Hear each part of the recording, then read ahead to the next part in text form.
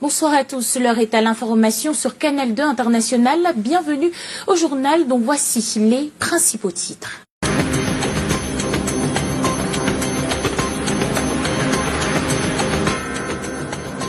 « 200 millions de francs CFA pour les familles victimes de la catastrophe de Bafoussam », un soutien du chef de l'État annoncé par le ministre de l'administration territoriale ce mercredi après une autre descente sur le lieu du sinistre. Dans ce journal, l'évaluation des dégâts de ce glissement de terrain qui a endeuillé tout un pays.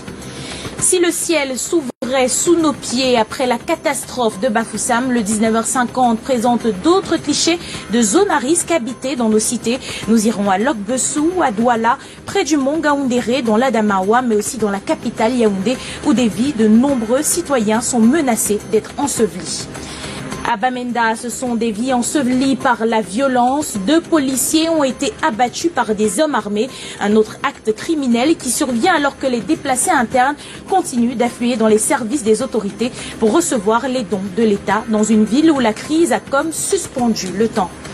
Et c'est d'une suspension de 3 mois qu'écope l'agence Binam Voyage après l'agression subie par les passagers d'un bus à direction de Bafoussam samedi dernier. C'est la quintessence d'un communiqué de presse signé par le ministre des Transports. Décision respectée ce jour par les employés de la compagnie.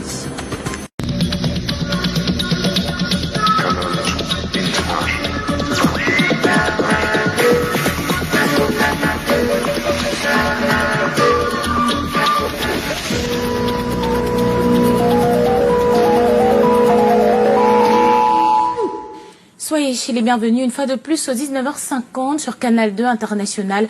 Nous ouvrons ce journal avec le drame de Bafoussam. Après une visite des rescapés hier à l'hôpital régional de Bafoussam, une délégation interministérielle s'est rendue ce matin sur le lieu du sinistre. Objectif, évaluer les dégâts de ce glissement de terrain qui a coûté la vie à plus de 40 personnes. Nos envoyés spéciaux Alain Ghislain Kanga et Michel Foucault nous en disent plus. Un décor de chaos où s'activent engins et équipes de secours sur le sentier de la mort. Au milieu d'une foule, rongée par la curiosité et la tristesse, le bataillon gouvernemental qui prend d'assaut les lieux pour une opération évaluation des dégâts causés par l'éboulement du bloc 4 de Guaché. Cette terre a poussé, enterré les 13 maisons qui étaient ici. Qui ont été engloutis complètement. Engloutis complètement. Avec les occupants. Avec les occupants. Et il y avait certains occupants qui étaient éjectés. Et on a retrouvé leurs cadavres là-bas, au fond. Même les animaux n'ont pas été épargnés. Pas loin de là, les voisins, épargnés par cette catastrophe, débarrassent déjà le plancher sur cette zone à risque. Vous avez des personnes qui viennent, il n'y a personne, ils se disent il n'y a personne, c'est sa chance. Comme ce monsieur qui est dans le lit de l'eau, il va s'installer, voilà un autre qui est en train d'être dessus. Et vous voyez que l'eau a trouvé un petit passage pour passer. C'est très dangereux. Accompagné du ministre des Domaines, du Cadastre et des Affaires foncières, le patron de l'administration territoriale a demandé la mise en place d'un périmètre de sécurité afin de préserver la vie de ses habitants. Le gouvernement pourrait, dans la mesure du possible, accompagner chaque famille de quitter la zone. C'est primordial, c'est essentiel, c'est urgent. Vous-même, chef de quartier, vous ne serez plus chef de ce quartier, parce que ce quartier n'existera plus. Vous êtes chef de quartier, vous avez fait du bon travail, vous avez Dieu à aider que vous soyez épargné de cette catastrophe. Maintenant, commencez à chercher ailleurs. Selon les sapeurs-pompiers, un autre corps a été retiré ce jour des décombres, ce qui porte désormais le bilan provisoire à 43 décès. Ils ont également fait savoir que les chances de retrouver des survivants sont très réduites dans cette zone qui pourrait encore être le théâtre d'un nouvel éboulement. Et à la fin de cette visite interministérielle à Bafoussam, plusieurs recommandations ont été prises à l'issue d'une concertation entre les ministres de l'administration territoriale, de l'urbanisme et de l'habitat et les autorités locales. Paul Atangadji a annoncé le don d'un montant de 200 millions de francs CFA du chef de l'État aux sinistrés de la catastrophe. Il est au micro d'Alain Ghislain Kanga et Michel Foucault. Il y a donc 50 familles qui ont été recensées. Et les 50 familles vont recevoir la somme de 100 millions de francs CFA pour l'organisation des obsèques. Wow. Ensuite, il y a également 150 familles qui ont été recensées pour être recasées. Et ces familles vont recevoir également une dotation de 100 millions de francs pour leur permettre de quitter cette zone sinistrée qui est dangereuse. Survenu dans l'arrondissement de Bafoussam 3e révèle une fois de plus le degré élevé des risques de catastrophe et la fragilité qui entoure les mécanismes de gestion de ces phénomènes dans notre pays. Patrick Rission-Dabo analyse l'action et la réaction autour de ces drames plus ou moins prévisibles. Je vous propose de le suivre. L'écho de la douleur qui retentit depuis 48 heures dans la ville de Bafoussam ravive le souvenir de quelques faits similaires qui en leur temps ont également attristé la communauté nationale. D'abord, ce même arrondissement de Bafoussam 3e, il y a moins de 5 ans, Sancho, dans la Menoie, Limbe, doublement frappé il y a quelques mois, Fumbot, dans le département du Noun, Maga, dans l'extrême nord, et quelques chantiers dans la région de l'Est sont entre autres des localités qui portent les stigmates des phénomènes plus ou moins naturels qui très souvent ont brutalement arraché à la vie de nombreux compatriotes. Bien plus que le caractère surprenant de ces phénomènes, l'action humaine qui les entoure suscite aussi des préoccupations. Il y a l'occupation, par ignorance ou par entêtement, des espaces classés à risque par des populations finalement victimes. Il y a ensuite la responsabilité de l'autorité municipale, administrative et gouvernementale d'une part. D'autre part, celle des scientifiques, des élites et élus locaux, coupables de mutisme, complaisance et parfois d'actes de corruption, construisant et aggravant le lit du risque bien longtemps avant les catastrophes. Au-delà de la faiblesse globale de la gestion par anticipation de ces risques, la lenteur et la difficile harmonie des différents intervenants diminuent également l'efficacité des actions de sauvetage malgré la débauche d'énergie constatée. À Bafoussam aujourd'hui, comme à Maga et Limbe hier, la prévention, la protection et la sensibilisation des populations s'imposent. Comme le dit le vieil adage, malgré les caprices de Dame Nature, prévenir vaut sans doute mieux que guérir. Et à votre suite, Patrick Rission-Dabo, alors que l'on pleure encore les morts de la catastrophe de Bafoussam, une autre zone à risque inquiète dans la ville de Douala, Locbessou. Un ravin menace la vie des riverains en dépit des mesures prises par l'État. L'affaissement des terres élargit le ravin. Plusieurs domiciles et lotissements sont ensevelis et des dizaines d'autres qui ploient sous le risque de l'effondrement. Monique Naoussifosou et Henri Chinda ont exploré cet après-midi le lieu de toutes les peurs dans la ville de Douala. Voici le reportage. Il y a moins de 2 ans, ce ravin était une surface plate, abrita une quinzaine de maisons d'habitation et un terrain de jeu. Aujourd'hui, tout est englouti. Selon les riverains, tout est parti d'une mauvaise canalisation des eaux après l'aménagement de la route desservant Locbessou, un quartier de la banlieue de Douala. À un temps record, tous les eaux qui viennent du marché, c'est ça qui est monté vers Mifang. Mifang, c'est ça qui a dévié jusqu'à ce que toute la force d'eau est venue par ici. C'est pour ça que vous voyez ce ravin aujourd'hui. Et même s'il faudrait dire, on dit que les gens déguerpissent comment on n'avait pas acheté les marécages à l'époque. Des dizaines de camions de moellons sont déversés pour emblayer. Mais ils sont progressivement ensevelis sous l'effet des eaux et de l'affaissement du terrain. On a apprécié quand on a vu les camions venir déverser les moellons. Mais au bout de quelques temps, on s'en est rendu compte que c'était rien de ça. Parce qu'après, il y a des eaux qui creusent le dessous et les moellons s'affaissent. Donc, et puis, le ravin, il continue à s'agrandir. Pour prévenir le pire, des croix de Saint-André et des scellés sont apposées sur les maisons environnantes, demandant aux habitants de partir d'urgence. Que non. Je viens de Boya, où il y a la guerre, pour me réfugier ici. Et j'arrive ici, c'est comme si je retrouve une deuxième guerre. Le fait de prendre la maison 2 semaines après me demande de partir, ne sachant même pas où est-ce que je vais aller. On ne part pas parce que les bailleurs, en fait, ils exigent un montant très fort par rapport à leur maison. Donc, s'ils peuvent, parfois, ils demandent 1 an, parfois 2 ans. S'ils peuvent quand même réduire 6 mois ou 3 mois, là, ça peut faire quelque chose. Et à quelques mètres de là, les élèves d'un collège se recréent de manière insouciante, ignorant le danger qui la guette. La ville de Douala, le spectre d'un autre éboulement plane à Ngaoundéré.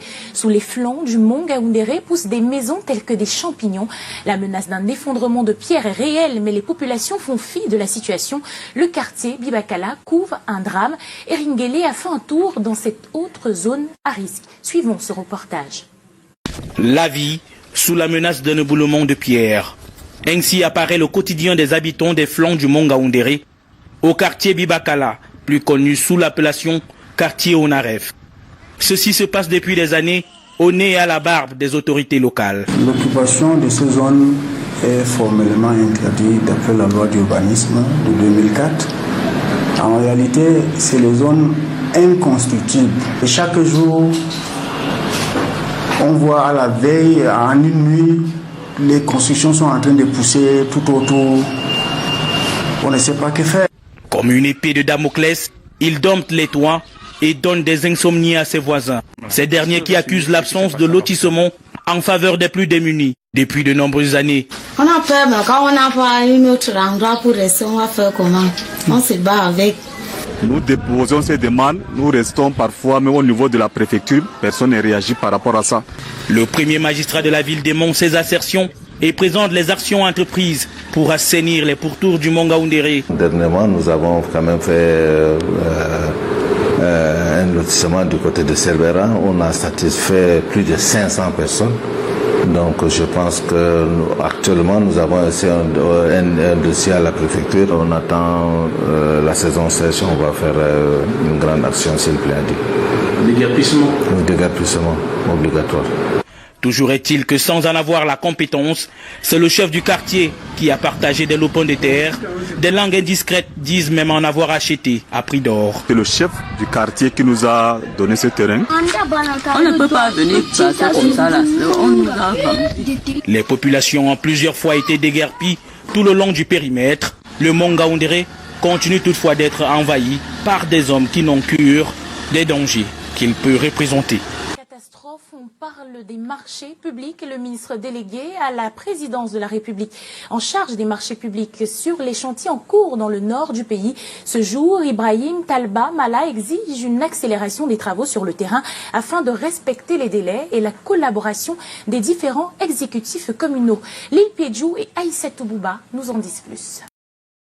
La voirie urbaine de Garoua a besoin d'une cure de jouvence. Les chantiers sont à la traîne. Les usagers des différents ex n'arrêtent pas de se plaindre. On souffre vraiment. Et maintenant, on n'a même pas de clients. Les clients ne viennent même plus à cause de la route. Il y a toujours encombrement de blocage de route. Aujourd'hui, on bloque à gauche, demain à droite.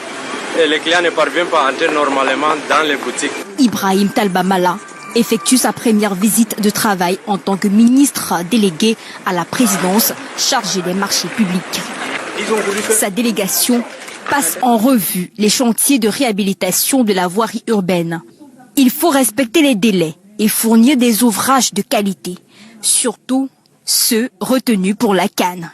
Nous sommes relativement satisfaits car l'ensemble des projets, on peut qualifier ça de mi-figue, mi-raisin, parce que pour certains projets, nous n'avons plus que des encouragements et des félicitations, parce que ces projets se sont bien comportés et nous avons une bonne visibilité afin que les projets soient livrés à temps. Pour d'autres, nous sommes plutôt dans une situation de morosité. Avant de quitter Garoua, Ibrahim Talba Mala a présidé une réunion de restitution où il exhorte les différents exécutifs communaux à s'impliquer davantage à l'achèvement des chantiers en cours pour redonner à la ville son lustre d'antan.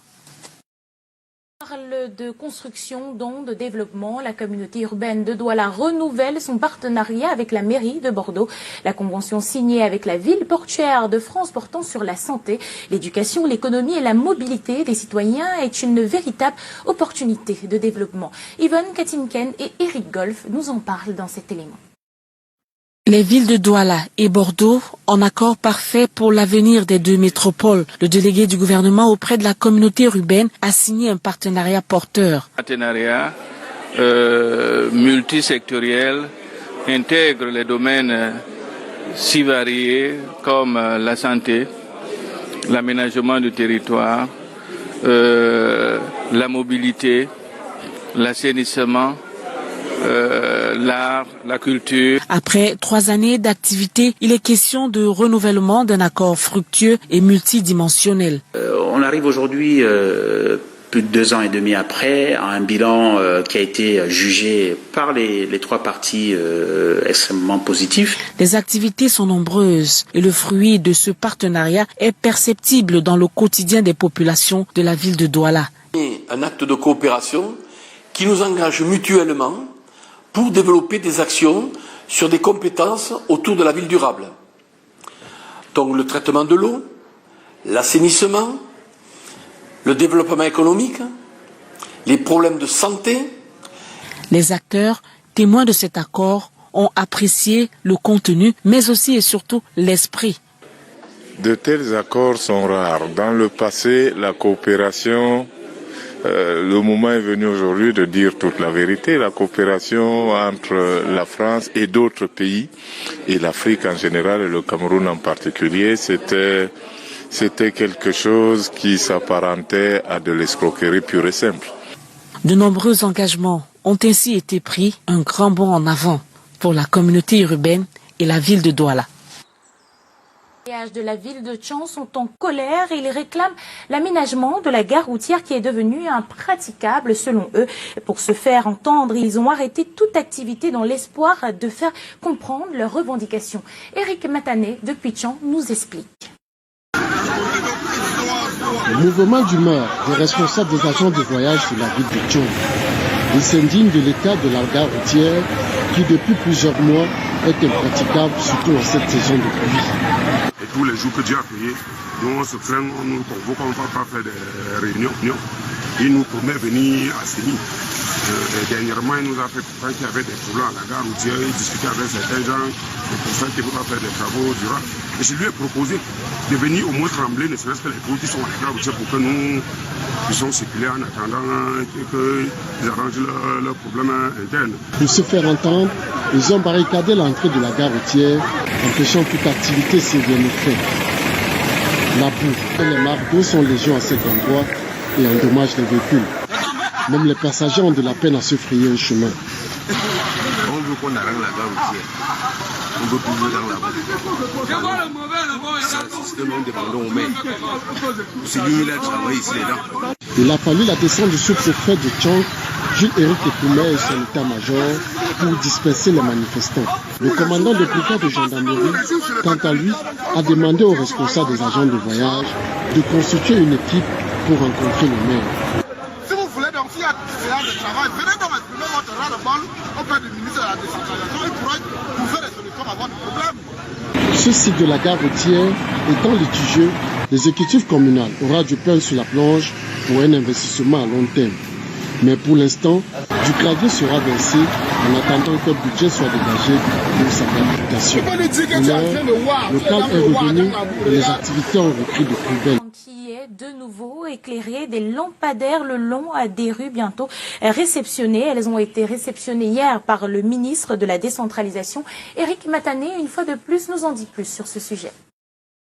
91 lampadaires solaires viennent d'être inaugurés par le ministre de la décentralisation et du développement local, Georges Elanga Obam, ce lundi 28 octobre à Tchang. C'était en présence de l'ambassadeur d'Allemagne au Cameroun, représenté ici par son premier secrétaire. C'est le fruit de la coopération germano-camerounaise qui est une initiative financée par la Banque allemande de développement.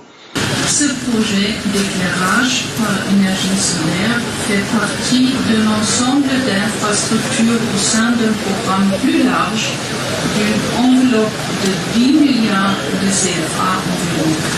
Il vise à accompagner le processus de décentralisation, la gouvernance communale, le développement local et la participation citoyenne au Cameroun. Ce programme a été lancé en mars 2014 et concernait les villes ayant une population estimée à plus de 30 000 habitants. C'est ainsi que la commune de Tchang a été retenue pour ce projet et qui joue d'une très grande expérience. Me donne l'occasion d'apprécier à sa juste valeur la prise en main de la décentralisation par la commune de Tchang grâce au leadership de son maire, M. Donfa Dobler. Cet éclairage public à panneaux solaires vient ainsi résoudre un très grand nombre de problèmes dont faisait face la commune de Tchang. Sur le plan d'insécurité, cela va réduire le nombre d'agressions et le grand banditisme. Sur le plan économique, les marchés nocturnes sont désormais créés autour des lampadaires et les commerces peuvent désormais fermer tard. À cet effet, le ministre a instruit le maire et rappelé à la population de faire bon usage. Le Cameroun et la Guinée équatoriale renforcent leur coopération économique. Le président Paul Biya a envoyé hier le ministre des Finances, Louis-Paul Motazé, rencontrer Teodoro Obiang-Nguema Bazogo, président de la Guinée équatoriale. Le contenu des échanges, c'est avec Lil Piedjou et Joseph Fouapon dans cet élément. Un hôte de marque au Palais du Peuple de Guinée équatoriale, mardi 29 octobre. Louis-Paul Motazé est reçu en audience par Teodoro Obiang-Nguema Bazogo. Le ministre des Finances du Cameroun était le héros de Paul Biya auprès du président de la République et président du Parti démocratique de Guinée équatoriale. Vous savez que les deux présidents sont très liés et très souvent ils communiquent entre eux, soit directement, soit par des émissaires. Et chaque fois qu'il y a soit un problème, soit une information, il communique. C'est pour ça que je suis venu aujourd'hui pour lui porter le message que son frère et ami, le président du Cameroun, lui a envoyé. Au-delà de ce message de fraternité et d'amitié, Louis-Paul Motazé et Teodoro Obiang-Nguema Bazogo ont évoqué les relations économiques qui lient les deux pays. Malabo étant considéré comme modèle économique au regard de la gestion des finances et de sa manne pétrolière. Le Cameroun, qui marque déjà des points dans la transparence étatique, pourrait également bénéficier de l'expérience de la Guinée équatoriale, réussie avec les institutions financières régionales et internationales. Cet échange de bons procédés entre les deux États pourrait aboutir à de nouveaux accords économiques. La bourse reste un moyen essentiel pour le financement des entreprises. Ce mardi, au siège de la Bourse des valeurs mobilières de l'Afrique centrale à Douala, son directeur général Jean-Claude Ngoua a été face à la presse pour appeler les États à mettre sur le marché leurs actions. Les sociétés doivent s'ouvrir au monde. Une vaste campagne de sensibilisation des acteurs économiques est annoncée. Les détails, c'est avec Lil Piedjou et Marius Kossou dans cet élément. Les États et les entreprises doivent mettre sur le marché financier les actions qu'ils détiennent. L'introduction en bourse reste le seul moyen de garantir le développement d'un pays. Chaque État et ses démembrements vont pouvoir placer sur le marché financier, le marché boursier, les actions qu'ils détiennent dans certaines sociétés, privées ou publiques. Face aux hommes de médias ce mardi au siège de la Bourse des valeurs mobilières de l'Afrique centrale à Douala, Jean-Claude Ngoua, directeur général, revient sur la nécessité d'aller chercher les partenaires. Mais cela exige transparence et crédibilité. Venir à la bourse nécessite évidemment une transformation de la mentalité, de la culture. Une société doit être ouverte. Or, vous le savez aujourd'hui, nous avons chez nous, que ce soit au Cameroun, que ce soit au Gabon, en Guinée équatoriale, au Congo, au Tchad, en RCA, les sociétés restent fermées. Les responsables des sociétés restent encore fermés. Or, il faut passer de cette fermeture, n'est-ce pas, des entreprises vers une ouverture qui est la seule garantie du développement d'un pays. Cette première rencontre avec les médias lance ainsi une vaste campagne de sensibilisation et d'information sur la nécessité pour les États à amener les entreprises à faire leur introduction en bourse. Un engagement déjà pris en amont par les États depuis la fusion des deux anciennes bourses devenues aujourd'hui la Bourse des valeurs mobilières d'Afrique centrale. Dans la page magazine de ce 19h50, c'est un mets sucré, une pâtisserie ou un fruit servi après le repas. Le dessert est une tradition sous d'autres cieux. Au Cameroun, un dessert après un repas est quelquefois peu prévisible sur nos tables. Pourtant, dans tous les coins de rue se vendent des fruits de saison. Yvonne Katinken et Henri Chinda ont baladé leur micro. Il est à peu près midi ce mardi. Antoine vient de déjeuner et s'offre ce sachet de papaye. C'est l'essentiel de son dessert. On peut manger même 2 fois par jour. Oui.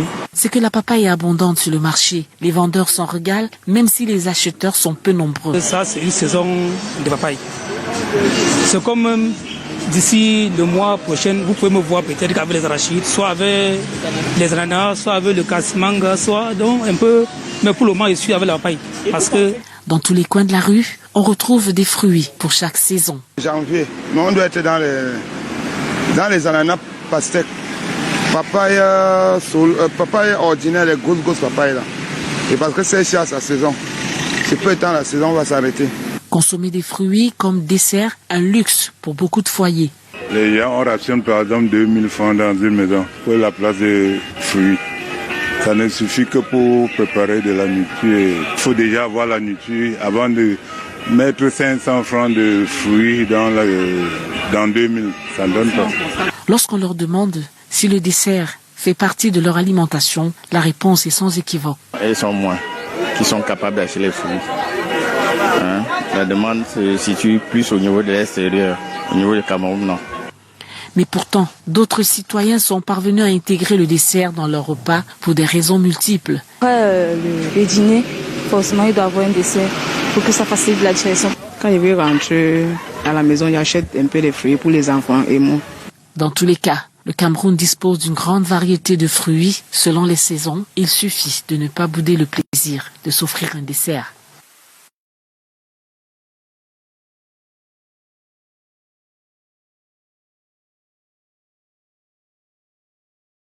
Un peu de pédagogie dans ce journal, on parle de l'approche IMO, haute intensité de main-d'œuvre de plus en plus vulgarisée dans les mairies du Cameroun. Il est question de réduire les machines et privilégier l'usage de la main-d'œuvre. C'est le cas dans la région de l'Est et on en parle avec vous, Junior Ossa. Pour bâtir la ville, il faut des stratégies optimale et efficiente. L'approche IMO, c'est-à-dire l'approche de haute intensité de main-d'œuvre, est une résolution directe aux problèmes qui handicapent l'avancée des chantiers. Le programme national de formation au métier de la ville a été mis en place pour accompagner la décentralisation et de manière spécifique les collectivités territoriales décentralisées à mieux exercer les compétences que l'État leur transfère dans le cadre de la décentralisation. À cet effet, un atelier de formation et de sensibilisation est donné aux différents magistrats municipaux, chefs services techniques et autres services en charge de bâtir la ville. Cet atelier vient à point nommé dans la mesure où il permettra aux municipalités, aux magistrats municipaux et à leur personnel de renforcer leurs capacités dans les techniques IMO, comme nous l'avons dit tout à l'heure, et en même temps créer, parce qu'il faut le dire, c'est une technique qui permet de créer des emplois au niveau local.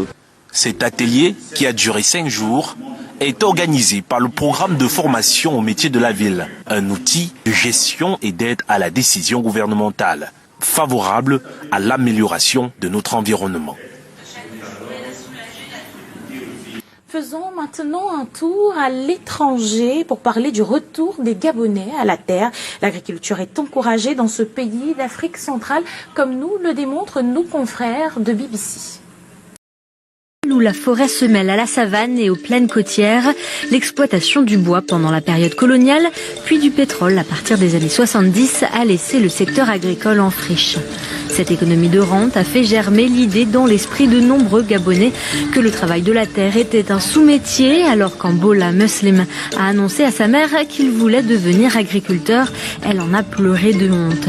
Mais aujourd'hui, cet ancien technicien pétrolier cultive avec fierté une petite parcelle de terre en plein cœur de Libreville. Avant, j'étais dans un secteur privé. Je me suis reconverti par rapport à la situation du pays et cela fait déjà 1 an que je suis maraîcher. Depuis la chute des cours de l'or noir en 2014 et l'explosion du chômage qui a suivi, les autorités gabonaises tentent désespérément d'inciter les Gabonais à mettre les mains dans la terre. Parce que les jeunes sont vraiment nos successeurs et nous voulons leur inculquer que c'est pas seulement en restant au bureau qu'on pourra vraiment avoir une situation vraiment aisée. Mais on peut rester au bureau et s'occuper même à loisir, à faire des petits jardins, à faire des exploitations et gagner sa vie. Et ne pas seulement attendre la fin du mois.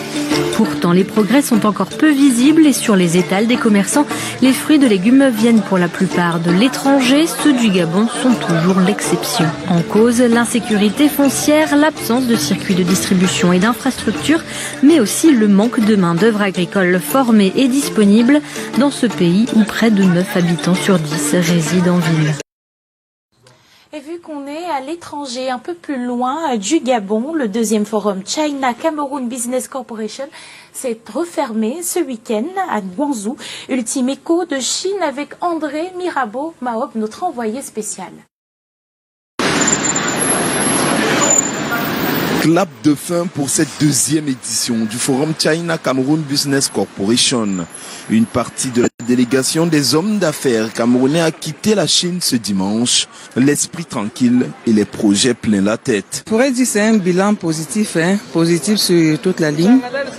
Dès le départ du Cameroun jusqu'à l'arrivée en Chine, en passant par Nairobi, Bangkok et autres. Je pense que tous les participants, je crois bien, chacun a pu trouver ce qu'il cherchait. Par rapport à ce que j'ai vu en Guangzhou, vraiment, j'invite tous les Camerounais de venir visiter la Chine parce que la Chine, moi j'ai vu que c'est une très grande puissance et il y a beaucoup d'opportunités pour tout le monde ici. J'ai été vraiment bluffée, très contente, très satisfaite. La rencontre, le B2B avec les hommes d'affaires m'a permis d'avoir une autre vision pour l'avenir. Une 2e édition du FOCAB, plus de 30 opérateurs économiques camerounais présents, des dizaines de chefs d'entreprise chinois et surtout l'onction de l'autorité gouvernementale en Chine. La trentaine de Camerounais que nous avons amenés ici en Chine, je pense jusqu'ici, est largement satisfaite et entend revenir, entend renouveler l'expérience. Pourquoi? Parce que chaque jour qui passe, on sent qu'on gagne quelque chose. On sent qu'on s'édifie. L'objectif de cette campagne d'octobre aura été le même, multiplier les opportunités d'affaires au cours des visites d'entreprises et de marché, les échanges B2B ou la foire de Guangzhou. Je suis d'ailleurs très content pour cette 2e édition aussi parce que nous avons signé des conventions avec les associations chinoises pour l'organisation des prochaines éditions du FOCAP. Et nous invitons également tous les entrepreneurs, tous les opérateurs économiques de se préparer pour participer à la 3e édition. La 3e édition prévue en avril 2020 sera certainement une opportunité de renforcer un peu plus le pont économique entre le vert ou jaune et la bannière rouge floquée de cette étoile jaune.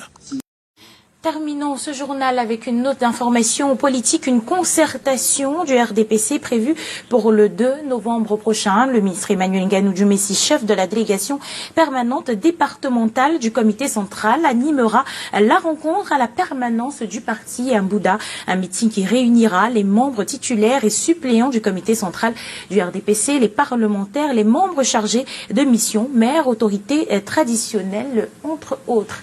Dans l'incapacité de joindre la capitale Yaoundé, nous refermons ce journal. J'aurai le plaisir de vous retrouver demain, même heure sur Canal 2 International et dans de bien meilleures conditions. Bonsoir à tous.